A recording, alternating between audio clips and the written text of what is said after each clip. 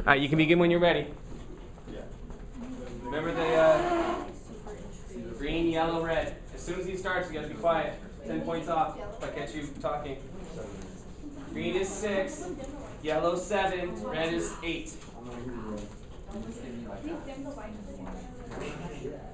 I'll do it.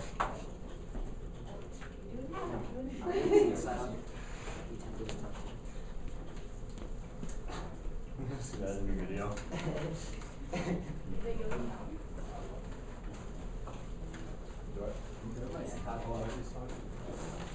What's that? That's fine. We're really bad at this. I know. Maybe I should sit by myself.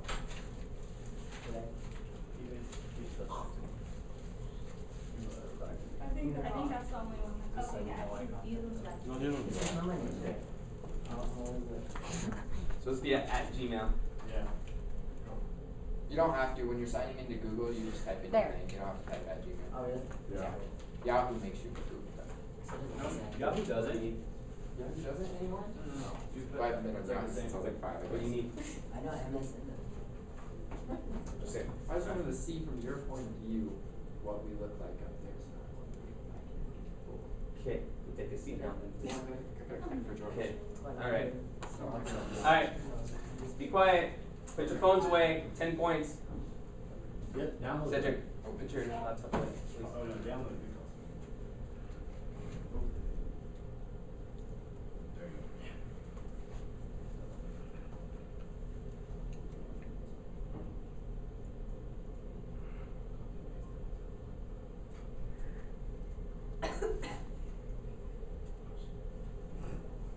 I'm sorry,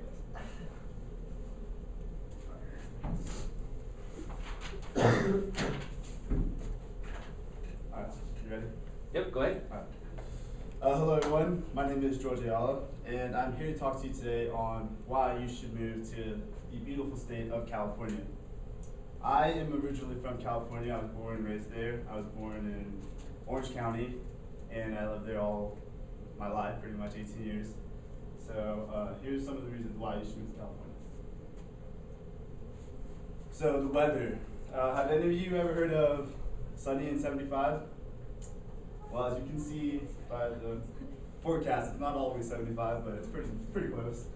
I swear every day I would wear a shirt and jeans. Like that's how you just dress in California, or you can wear shorts or a sweater. Like depends if you're a cold person or a hot person. But it rains probably about 5 times a year. It rained about a week ago, and I swear my Instagram, Twitter was all about the rain. So it's very rare for it to rain, and it's about over 90 degrees about 2 weeks out of the year. But other than that, it's usually perfect weather. Places. So I lived in Orange County. I lived in Tustin, which was about 10 minutes from the beach. And I used to love going to the beach, surfing, and just hanging out there with my friends. And we would go do bonfires all the time, and it was always just a good time. And the cool thing about California, which I think is way different than any other state, is you can go from the beach to the snow within 3 hours. Just a drive up the freeway up to Big Bear, and then you go snowboarding and surfing the same day. Also, there's LA, where most of the movies are filmed. You can go see the Hollywood sign and walk down Hollywood Boulevard and see all the stars of all the actors and singers. And there's also San Francisco. It's always a good tourist attraction. There's a Golden Gate Bridge, Alcatraz prison. I don't know if you guys heard of that. It's like a pretty famous prison. It's no longer in use, but it's pretty cool to go visit. The food. How many of you guys have ever had In-N-Out Burger? Delicious. Like probably the best burger. I think, in my opinion, the best burger. If you haven't had one, you really haven't lived yet. And besides Mexico, I think California is the best place to get Mexican food. There's literally Mexican restaurants on every corner. Pretty delicious. I'm Mexican, so I love it. Also, the sushi in California. They have a California roll, which isn't really sushi, but they have really good sushi. Someone said that Japan created sushi, but California perfected it. So always a good place to eat. The people. I'm sure a lot of you people think that everyone's a surfer and like, hey, what's up, bro? But that's not really true. There's a great diversity of people. California actually has the most Latin American people in the U.S. living in California. And There's a bunch of people there, just rich, poor. It's just, if you are looking for someone, you'll probably find them in California. The places, so how many of you want to go to the happiest place on earth? Well, California has it. Disneyland, I actually have a Disneyland pass, which is pretty cool. SeaWorld, it's getting a lot of like negative attention because of the movie that just came out, but it's still a pretty good place to go and visit and take the family, see Shamu jump in and out of the water and get wet. It's pretty cool. There's also Knott's Berry Farm, which is where like pretty much Snoopy and Charlie Brown, that's been those characters. I had a Knott's Berry Farm pass too, it was really fun. And Six Flags, which if you really want to get scared on a roller coaster, go to Six Flags. They definitely have the best roller coasters. And the California industry and employment, an increase in population and income is gonna make increase in demand for goods and job growth. According to the Employment Development Department of the State of California, education, health, and social assistance project 576,000 jobs over the next 10 years. And business services project 2.5% growth, adding 550,000 jobs over the next 10 years. And now I'll show you the video.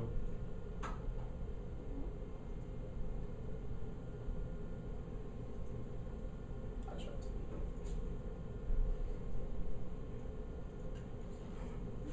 Being ridiculous.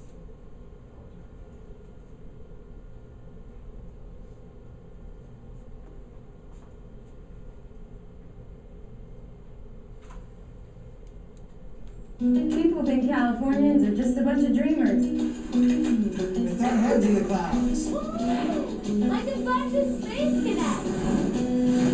Huh? What? Is that the explosion? Maybe we do live in a fantasy. And we can get a little starry-eyed. A little bit out there. Off the Mama Land? Maybe.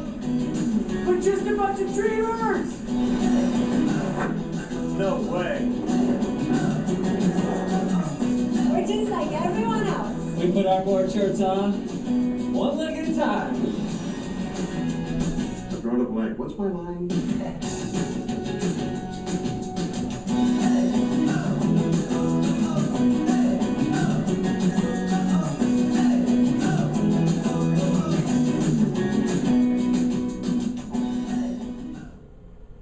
So as you can see, there's a bunch of cool things to do in California. So that's why you should get out of here and go to California. Thank you. Alright. Mr. Johnson, you first. Okay, good news is, I like the slides because you have this nice graphic to it, okay? Other than that, there wasn't much on the slides. So that's the bad side. I could have had a few more words. Just you had a tendency, first off, to stand on one side. Kind of move a little bit around. You stood and looked at the slides all the time. Every slide you turned and looked at the slide 2 or 3 times. Here's what I used to do. I'm not saying it's the right way to do it, it's something to think about. I would walk up and down like the aisle, just kind of, while I'm talking about that slide.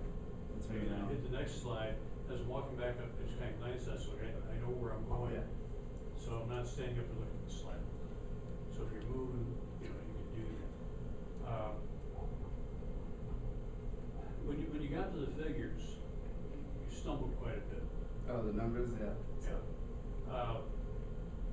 I think you tried to give a finite number, and when you could have just said you are projecting creation of a little over 5.5 million jobs. You'd have been fine. yeah.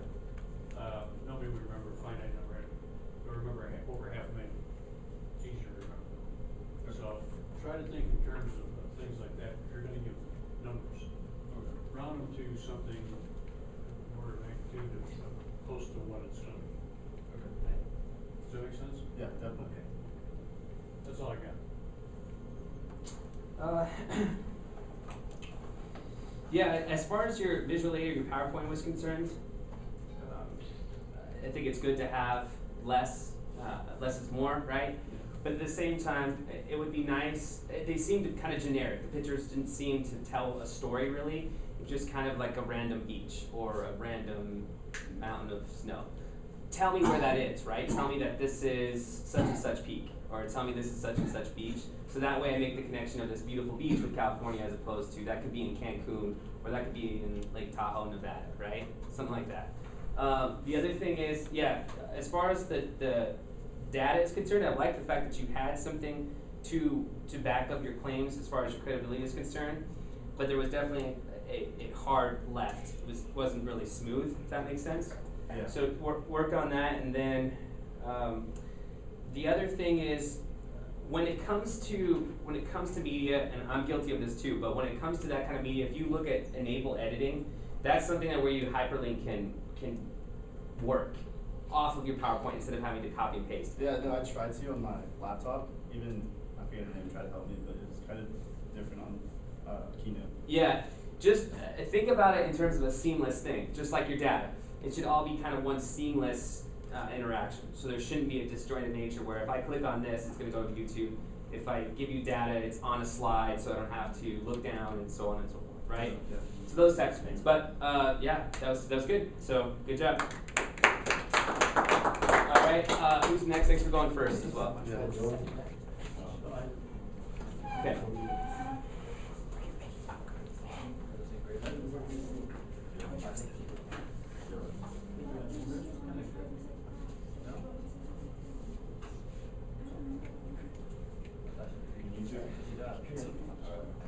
Yeah. That's the kind of attitude you need. Professor, where's your USB? It's to the very bottom. On the side.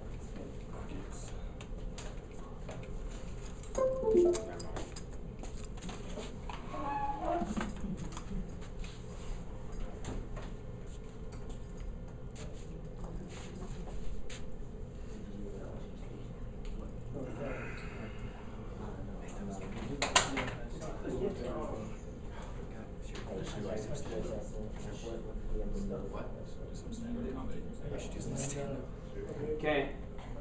I have a small, slightly funny commercial.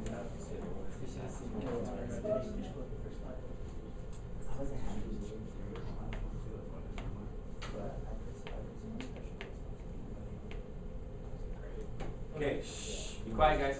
Quiet. Yes, go ahead.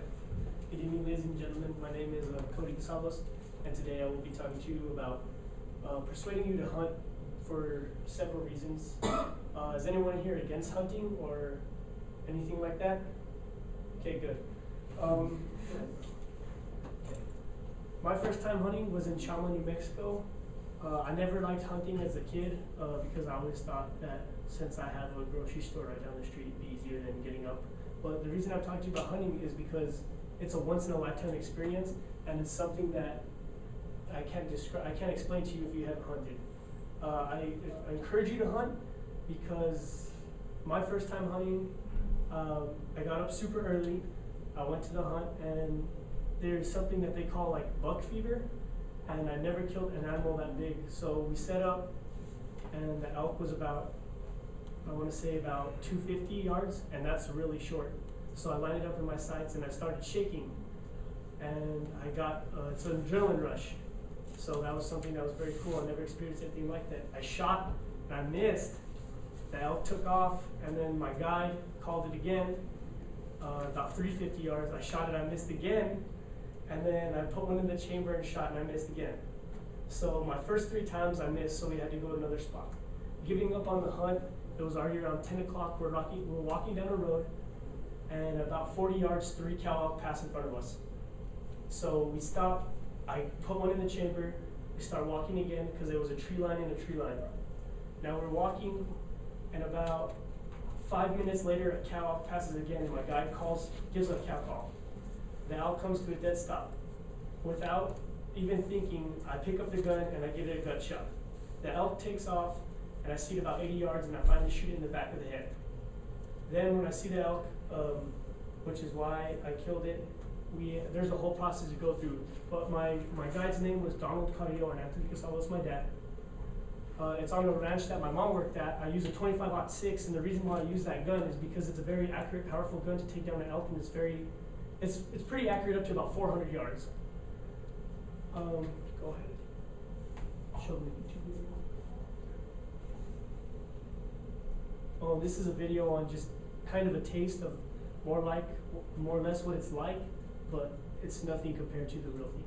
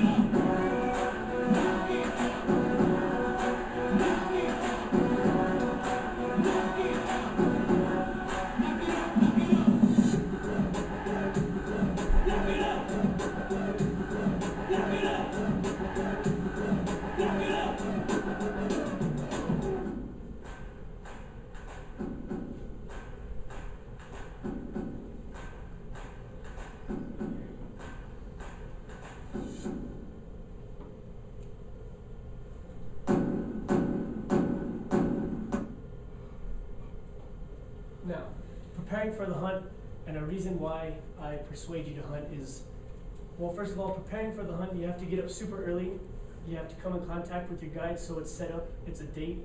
You have a certain amount of days to kill. So if I wouldn't have killed, I killed on Friday. If I wouldn't have killed, I would have had Saturday and Sunday. If I wouldn't have killed, then my tag expires and the money that I spent on the tag goes to nothing.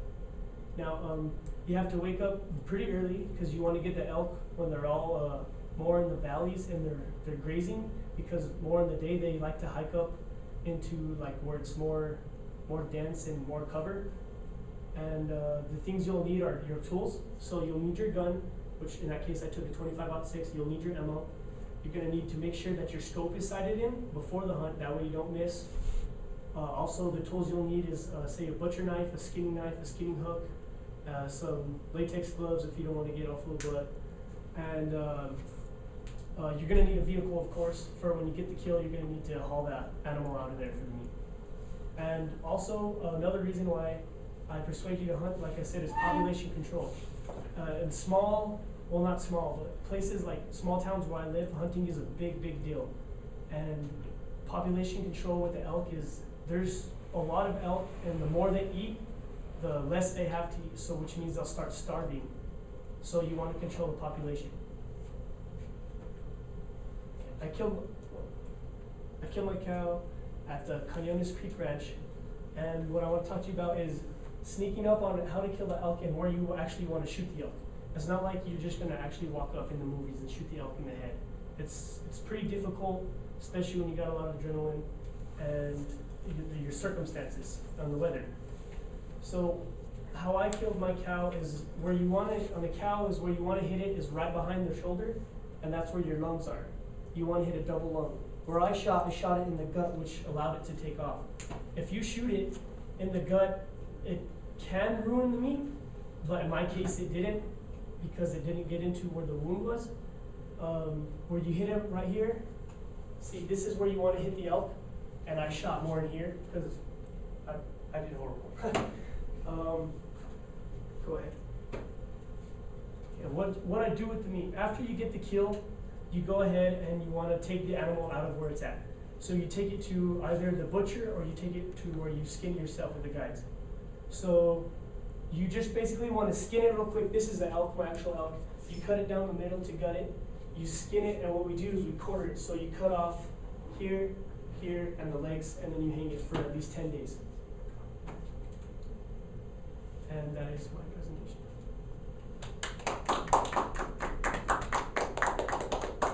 All right, Mr. Johnson, you're up first, sir. Okay.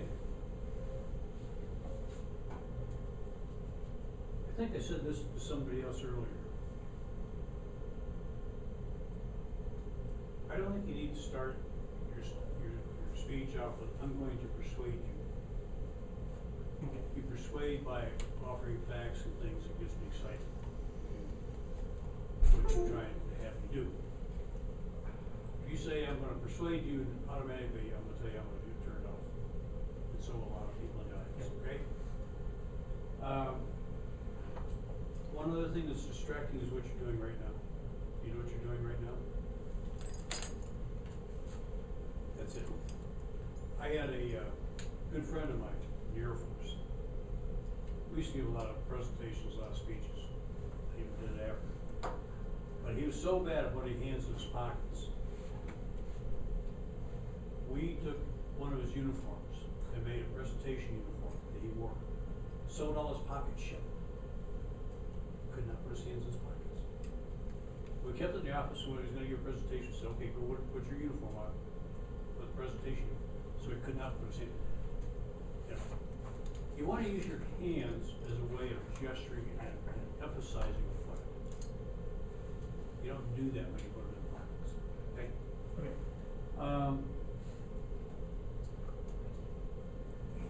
You talked about the feeling. You said you couldn't explain the feeling. I was like, 2 sentences later, you explained the feeling. well, And the adrenaline rush. yeah, I can see where you're coming from. Yeah.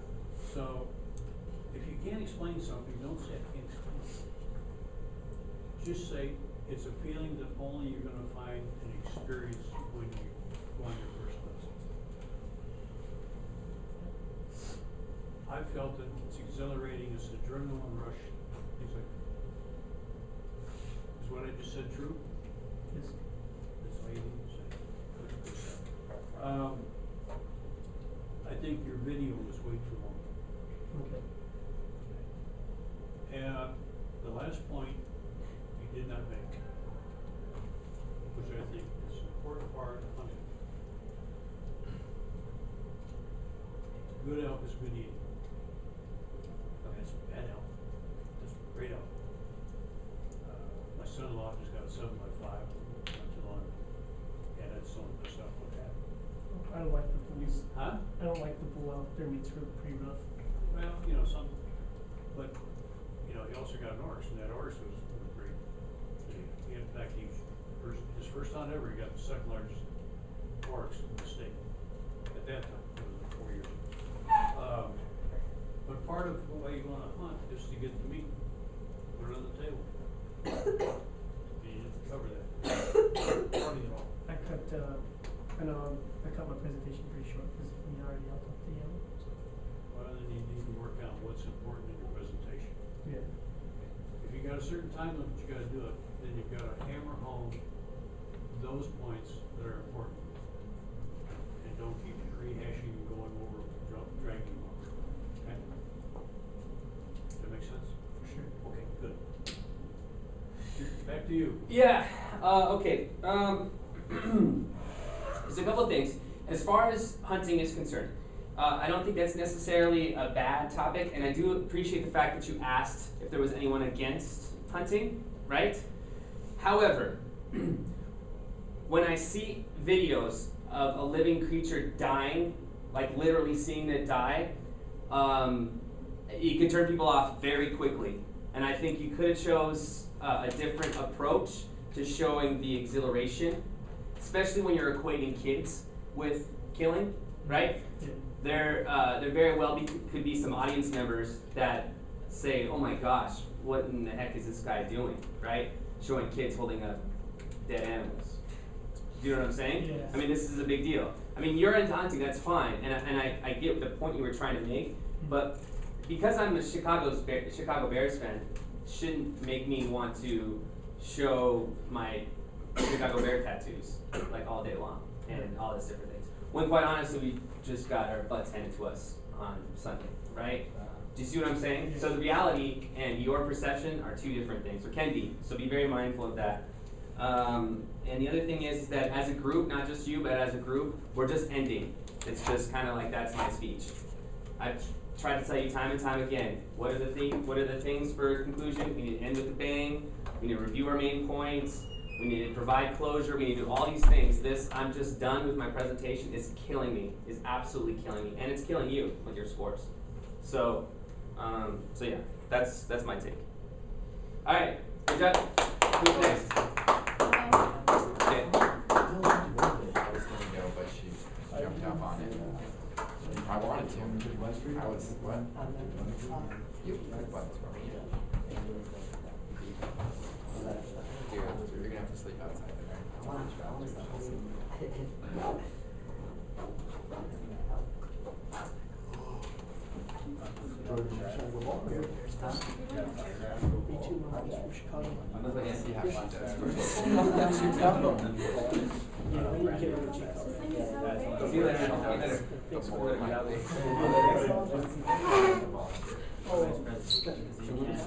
Just click remove and then click that little X. Or you guys can just merge your accounts. I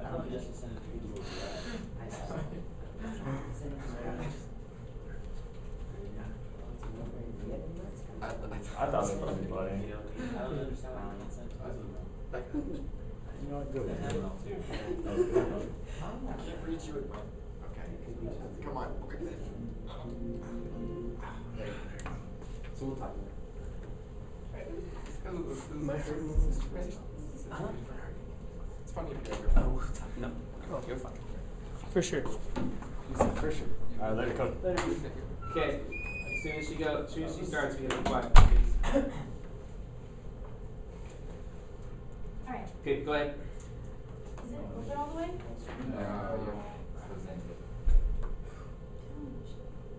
It says present up on the right. Top right, bottom right? Yeah, top right.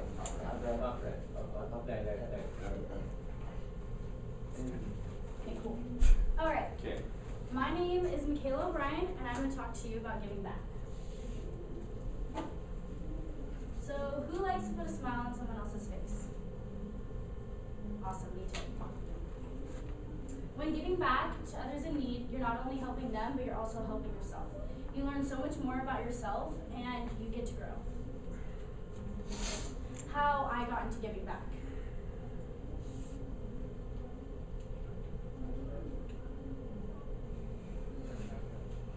Should I just keep going? Yep, keep going. Alright. Okay, so how I got into giving back was my mom was my big motivator. My mom always believed in helping others. She thinks that her mission in life is to help others. So I definitely learned through my mom. I really got involved in learning my love for giving back in high school. And I did many different clubs. I also was part of my student council for 3 years. And in doing that, throughout my 4 years in high school, I got over 400 service hours and got an extra cord at graduation. Okay. And then... You might want to try a show anyway, see if that works. Or Alright. Well, there's a picture there. Alright. Why give back? One reason is it's good for you. It has scientifically been proven that helping others and not focusing on yourself reduces your stress. Also, feelings like joy and optimism improve your, improve your, I can't remember the words, I'm gonna keep going. And also you develop new skills. So you learn more about yourself, you learn about other people, you learn about skills that maybe you didn't know you had. And also you make social connections, you meet new people, you get a whole new environment, and also you gain a new perspective. So you see how other people live and see how people that aren't as fortunate as you, and you truly gain a respect for that. And a lot of people are so much about themselves and don't see, like, they always think, oh, like, my life sucks, and they don't realize that there's other people who have it a lot worse and are pushing through harder. So, different ways you can give back. There are so many different ways to give back. You can go to homeless shelters, you can go to soup kitchens, you can go to clothes drives and give your clothes, you can pick up trash in your community, you can give, like one of my teachers in high school said for Thanksgiving, she paid for the person behind her their food. There's little easy ways that you can give back, and the smallest thing can make a huge difference. So where do I start? I think right now is the best time to start with the holiday season. With Thanksgiving coming up, a lot of people aren't as lucky and fortunate as we are to have great meals. That little soup that's in the back of your pantry, if you give that to somebody, that can be a big difference, and you wouldn't even use it. So there's little ways you can do it. Also, starting in your community here is a great way. Like, seeing that you made a difference is great. And also, you can always branch out. I've done vacations where you just do service. I went to India, I've been to China, I've done service there.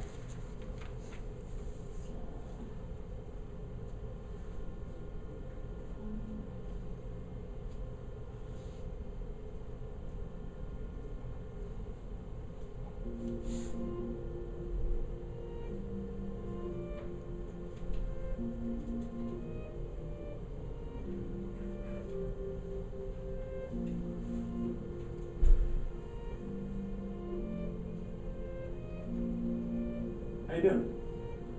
Hi, my name's Sam. Nice to meet you. What's your name? Ernesta? Yeah. Nice to meet you. A couple of my friends and I are doing a thing. We're going around and giving people these backpacks that are full of gifts. Oh, wow. Yeah. Yeah, we'd like to give it to you. Yeah. Yeah. Wow. Yeah. It's very expensive. Good stuff too. Oh, that too. My notepad's all full up. Yeah? Yeah, bro. I write music. Oh, that's awesome. Yeah. How you doing today? Oh, well, actually, this is for you. Yeah. Yeah. Here. Yeah, there's a couple different things in here. Mm-hmm. The whole, everything. That's it, man. I stole my ass back then. Here's God's gift right there, like that for you right there. I'm so sorry, when did that happen? Huh? Before I come here, I left for somebody's house, I had to take off everything I had. That's one of the best gifts I ever had, man. So I don't know how to take it.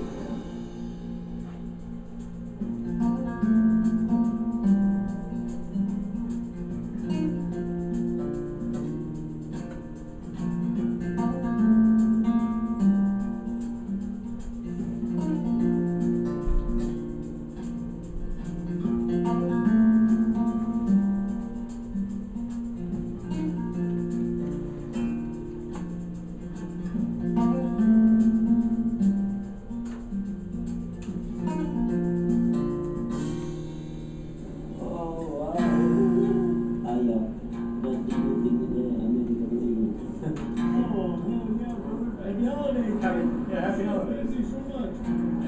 Oh, got some shirts. Yeah.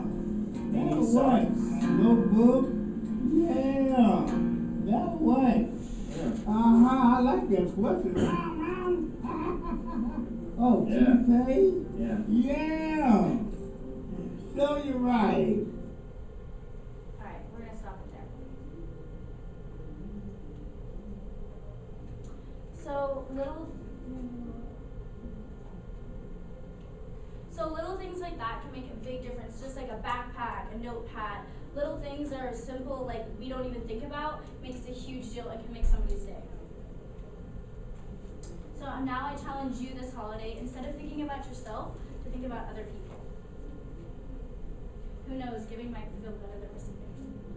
Thank you. All right, very good.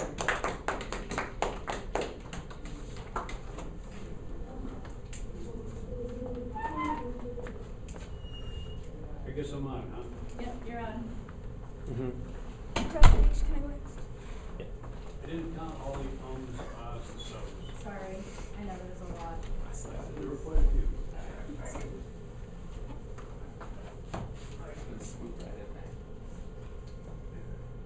You read every single slide title to me, and I can read. When you transition to a new slide, you don't need to read the title. You probably did it subconsciously. Probably didn't even know you were doing it. Try to restate something different about the slide. Right. About the point that you want to get through. I can read that title. The graphics that you had on there, yeah, they're okay. You don't need to put a picture on every single slide. If you need to put some words, bullets, 2 or 3 words, right? You can do that. Okay?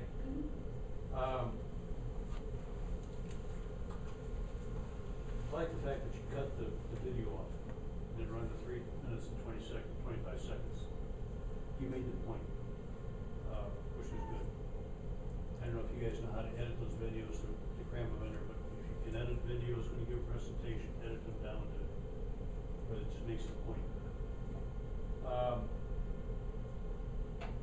The other comment I've got is slow down on your speech. You talk a little fast. Yeah. And it's probably normal for you, but just slow it down when you're, okay? Thank you. That makes sense? Yes, that makes sense, sorry. All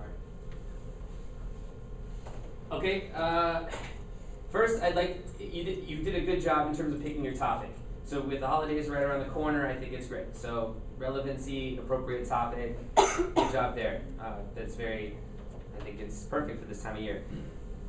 When it comes to Google Slides or anything, PowerPoint, Prezi, whatever the case may be, you got to make sure that you do a dry run before, for 2 reasons. One is that so that way you can practice, right? You can practice your particular speech, but also too so you don't run into something like that.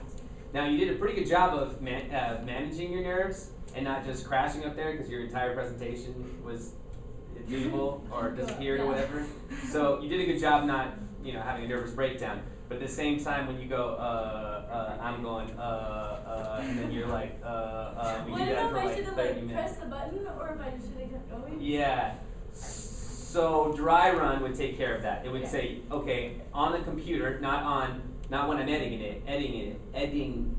You know what I'm saying? When I'm revising it. When I'm showing it, that it doesn't mess up, right? So because if it messes up, again, it shows the audience that you didn't do a dry run, that you're kind of just winging it, right? And that's kind of why the smile's there. It's because you're kind of just winging it.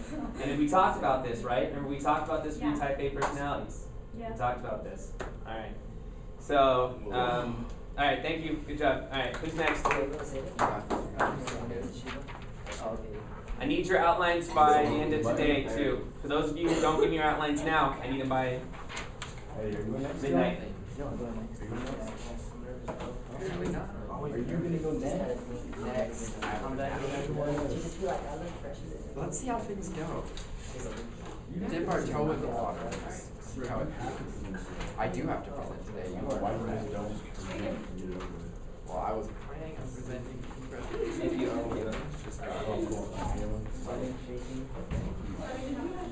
this is a lot of Jamil, head up this time. Head up. I'm gonna look good, but it's gonna be head up on.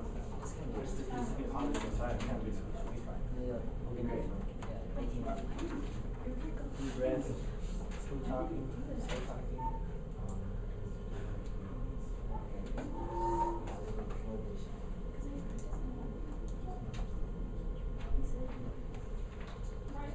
Go to Gmail.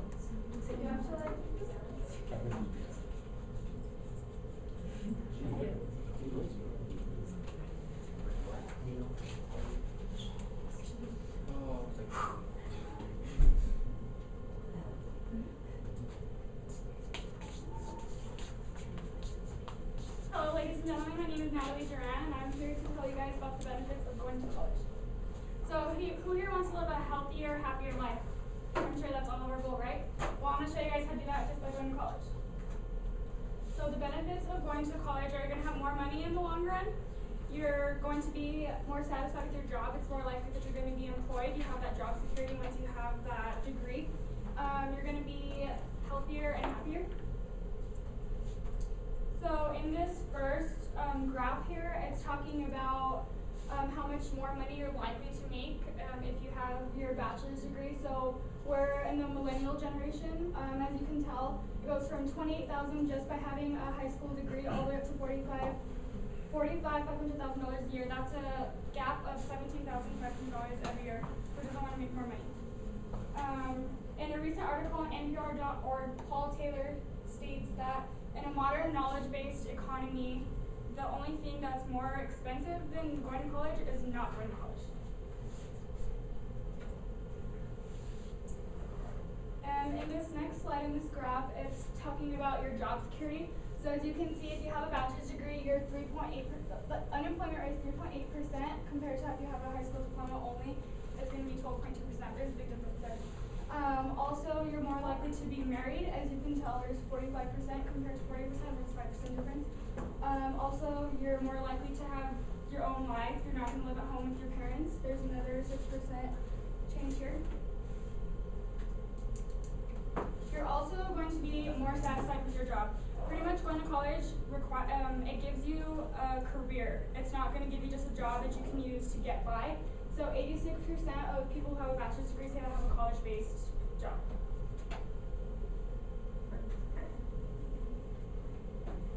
In this graph, it's talking about how in earlier generations, you can have a high school diploma and you can get by just off of that, but times have changed.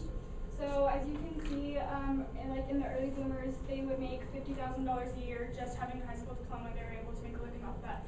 Nowadays, with just a high school diploma, you're only going to make about $39,000, which is, it goes down as the generations progress.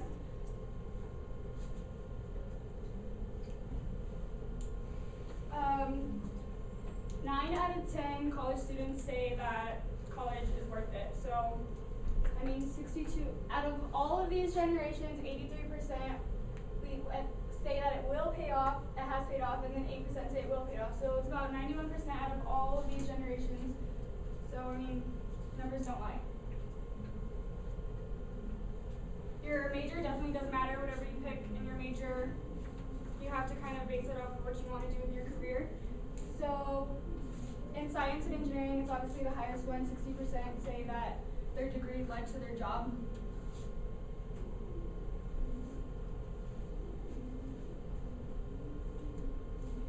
So the last thing that we're talking about is how it makes you healthier and happier. In a recent study done by the Centers for Disease Control and Prevention, National Center for Health Statistics, they found that if you have a BA, you're going to live on average about 9 years longer than anyone else. Also done in that study, it states that 31% of people who just have a high school diploma are smokers compared to 9% that just have a BA. Good jobs will also lead you to better healthcare plans, more health access, compared to if you don't have a job, you sometimes don't get benefits, stuff like that. And also, you're more likely to work out, you're more likely to vote. There's also a lower percentage in families to have obese children. If your parents have a BA, that's another statistic. So going to college boosts your confidence, keeps you feeling young and alive. It helps your communication skills, which leads to happiness, self-fulfillment, and also less stress. So in conclusion, if you spend more money now, you're going to make that back in the future. So college is pretty much your best investment. So why not invest in your education? And I'll leave you guys with the video.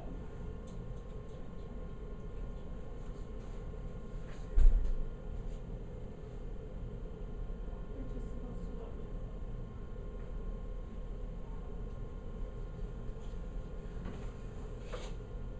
You might have to click the enable editing. Right top there. Now in the present. No, you Yes. also have to enable top. There you go.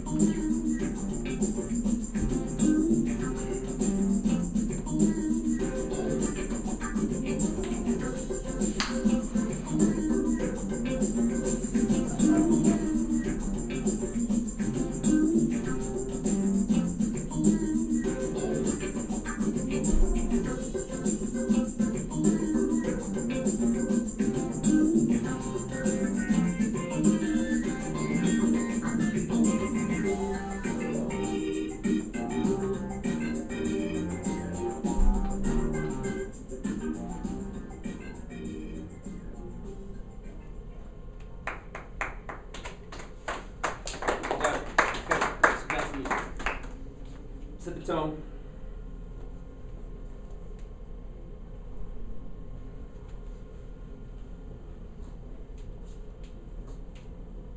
Okay. Well, you hit on one of my pet peeves. Numbers don't lie. It's probably a true statement, but they never tell the whole truth. Because it's a point in time, it's a slice in time. It's gotta be qualified to really explain what it is.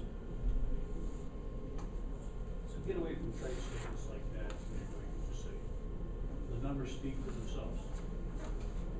You kind of say the same thing, but it's got a more positive connotation than the numbers don't lie.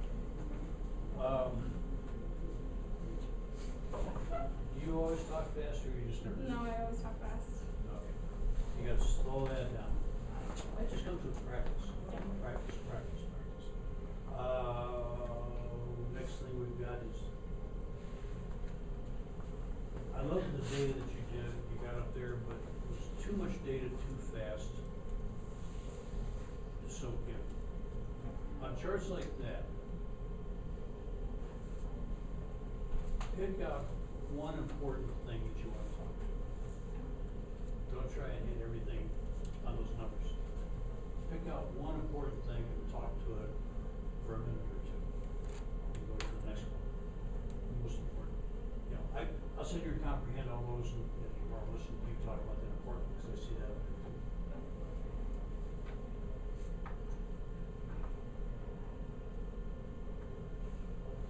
What is stuff like that? You said that. Stuff like that. Stuff like that. I don't know what that is. Again, it's one of those kind of like a filler thing or something.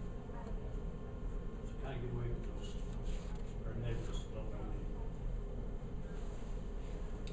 You grab note cards all of a sudden. Yeah, for the, like when I was citing like my sources, like I didn't remember what some of like the study was, so just for those. That comes with practice. Practice your presentation, then you don't need the note cards. The video,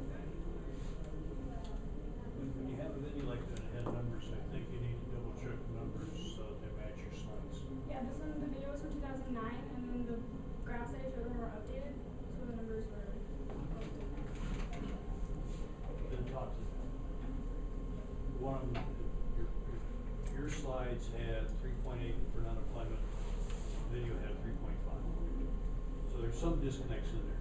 That's John. Other than that, boy, you laid out a good argument for staying in college. And it's not just, you know, when I hire people, I've hired a ton of people, everything from technicians to secretaries to PhD scientists. College education was important, and I'll tell you why. Because then it told me that you know how to think. That you can think logically and you can go after things. Thank you. All right.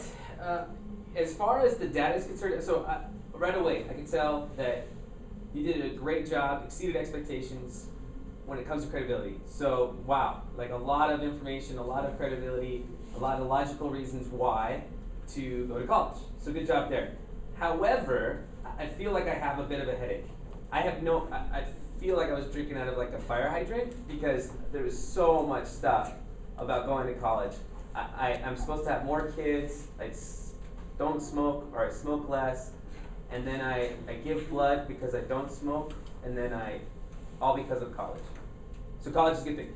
Next time, do this. Do say, you make more money. This is why you make more money. Boom, right? That you live a better lifestyle. So that way I can take all this information and put it into categories as opposed to just, here's a lot of stuff why you should go to college. You should go to college, you should go to college. It's great, it's great, it's great, it's great.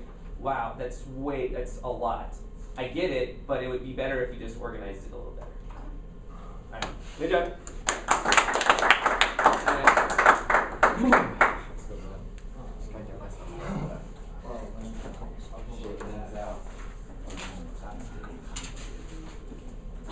Who else needs to go? Here, the Z2 race. Plus 3 of you. Oh. She wants to go next.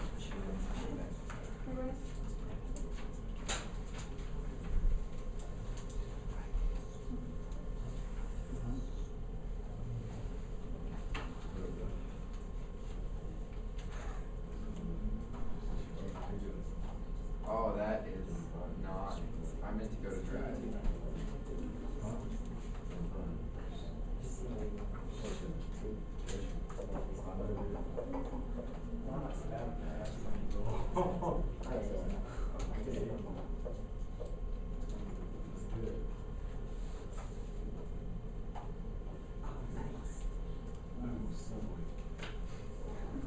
Okay. Unfortunately, I was unable to bring Subway for you guys. Sorry. Okay. Yeah. Professor Leach, whenever you're ready. Yes, go ahead. We're going. Hi, my name is Dylan Cervantes, and I am here today to provide you all with an opportunity.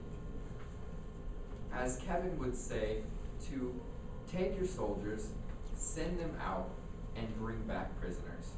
Or, in layman's terms, take money, invest, and grow that investment. And we're going to do that with Subway. What is Subway?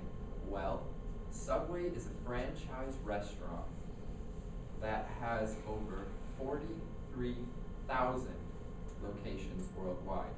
Now you're probably thinking, if there's already 43,000 locations, why do I need another? Well, I have a little story that kind of, explains this. A couple years ago, one to be specific actually, I was in high school, and we were fighting a battle against a company called Walmart. You might have heard of it. Walmart wanted to build a huge supercenter directly in front of my school. Now, you wouldn't be able to see the school, traffic would be horrendous, but the biggest reason and the biggest case we made against them is that Walmart had a location 1.2 miles away in one direction and 2.3 miles in the other direction. But Walmart knows something, which is why they're so successful. Numbers and convenience. You want to be at every single corner. Now, Subway is a fast food restaurant that allows customers to get the low cost and easy convenience, but at the same time, eat healthy and not deal with all the grease and calories. So, one thing that I really look at when I think of a good business or franchise is brand recognition. How do you recognize a brand? What do you think? Well, Subway does something that really captures audiences. They use people like Robert Griffin III, or people like Michael Phelps, or Blake Griffin in their advertisements. And they use things like Eat Fresh, $5 footlong, September, February, promotions that are relatable to people. And this marketing strategy is what has made them so popular. Now I'm going to show you a quick commercial to show you some of the ways that they kind of reach their audience. And could you? Hey Todd. Where's our son? Oh, Samantha. I've already given my sub to Sally. What? Sally? Hey Samantha. How could you? I got a phone call. Todd. Men. This is Todd. Get your own Subway steak now, like the meaty, irresistible, and unforgettable Big Philly cheesesteak. Subway, eat fresh.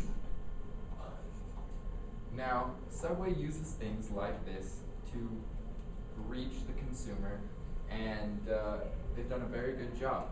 Now, I want to talk a bit about the process of actually being a franchisee of Subway.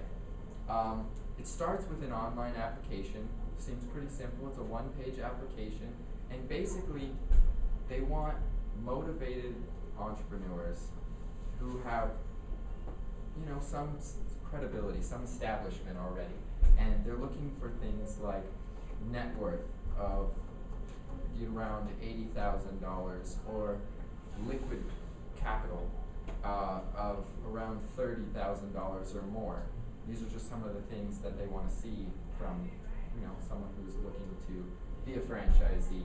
Now, if you are accepted, you go to a 2-week seminar and learn about the business and how to run a Subway franchise.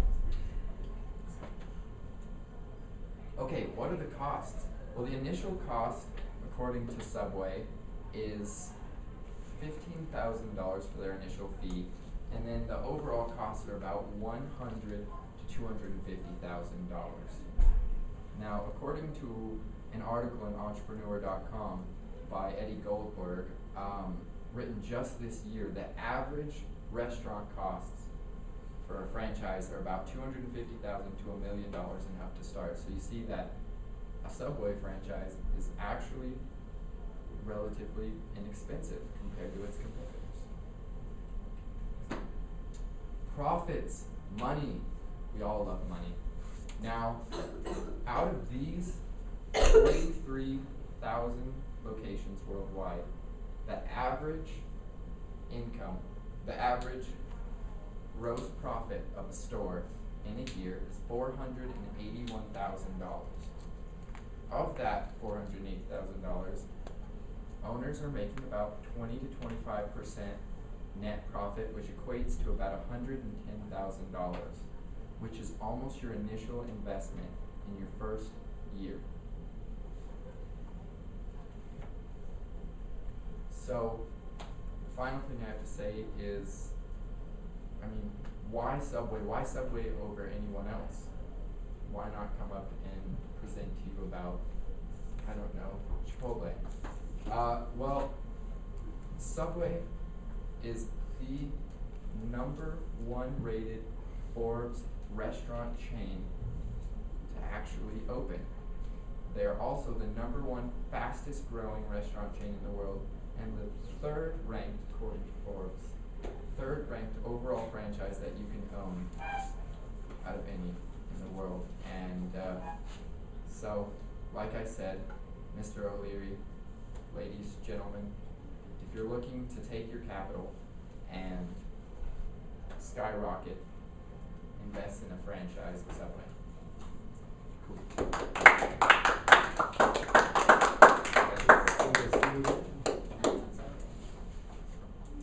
I'm ready, sir. You are. Okay.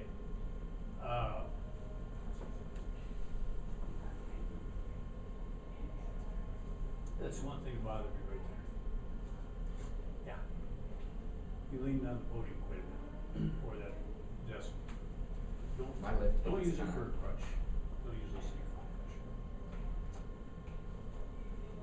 The slide that had Michael Phelps on there, you are aware that he's lost a couple of endorsements because of a couple of DWIs he's had and things like that. I am, but I'm also aware that he's still a recognizable brand at the time when he was being used. So, as a marketing strategy. He's not being used, this is not the time. Take a look at those people that are being used, make sure that, do a credibility check, make sure that they're still being used and still have endorsements. It detracted from, you have less credibility with your credibility slide by having him on there. Okay. Can you go back a couple slides, because my eyes were deceiving me on the word February. February. It is a promotion by Subway. Okay. Did you explain it? I said promotions such as September, February, and the $5 bill. So, because of time constraints, I didn't go into specifically what those are. But I was. What is 6.25 with a $sign? That was the average customer cost of a sub, which was on the slide, but I did not say. So No, I understand where you're coming What you from. had on the slide was $6.25 sign. Right, that's what I'm saying, I didn't describe it. Doesn't usually the $sign go in front of the Absolutely. Absolutely. Okay. But So- 6.5 was an error for sure. $6.25. Is that what you're saying? I believe so, yes. I believe I was saying $6.25. Which has a dollar sign On the back end of it. Yeah, it's definitely on the wrong side. And So you that could be were confusing. kind of stumbled when you did a few transitions from one slide to the other. You just kind of paused and kind of seemed like you were collecting your thoughts for the next slide. Okay. And that's, again, that's a preparation practice thing. Okay? Absolutely. Thank you so much. You bet. Professor Beach. Yeah, I like the fact that you're doing something that's business related, so that's good. So getting some practice with some persuasion, doing the numbers, all that good stuff. However, as far as the numbers are concerned, that's good. I mean, it lends some credibility. It's logical, I guess, you know, as far as, hey, you can make your money back in 1 year's time. I like that. However, you didn't seem too enthusiastic about it. You have this calm, cool, collected nature about it, but I kind of felt like you were reading me a bedtime story about Subway. So, you know, if you're going to convince me, say, can you believe it? In just 1 year, you can make your money back. I mean, how awesome is that kind of investment? Where else can you get a return on investment like that anywhere else? Or when you said about something like the $250,000 to $1 million, right? Yeah, you could buy a Burger King. Yeah, you could buy a Chipotle or whatever, right? All of which are over $500,000, $500,000 to buy. Here, right now, you can buy a Subway, which, you know, so on and so forth. You get the point. Yeah. Something like that, where that way, because your speech is such that you don't have very many verbal and vocal fillers like some of your classmates do, but at the same time, you kind of talk like this. And I like Subway a lot, and this is why you should buy Subway. More enthusiasm. Depending on your context, if you're trying to maybe buy a Subway, fine. Then show a little more. But if you're telling me about I was your yoga trying to class, cater to an audience of O'Leary who's not necessarily a person who loves all the emotion. Yeah. He's more of a number. He's more cut and dry. So I was trying to. But time is money. Yeah. Time is money, right? So you got to speed it up. You got to be passionate. I don't have time for bedtime stories. Kevin O'Leary. You can still be passionate and still come across doing what he's talking about, but not being too emotional. Okay, but get your point across. Find those points. Because when you got done with this, you know, even though, you know, what we talked about, I said, okay, yeah, there's some neat stuff, but I just felt like, so what? Absolutely. Well, thank you guys so much for what you had to say, and I will put that into my next speech. Okay, good job. All right, so did you dress up for our speech? Would you like to go today? Does everyone want to go? Okay, I can dress up again. You can dress, absolutely. If you want. Okay, Yeah, all right. thank you. All right, yeah, so go ahead. We'll just do it again on Thursday. Hopefully, stars are on and we can get on time. Otherwise, I'll forget all of these very important facts. No, I'm gonna frame it actually. Above my bed, my wall's looking a little bit blank. Yeah, my car's a bit burned too. It wasn't my fault. It was a mess. Oof, okay.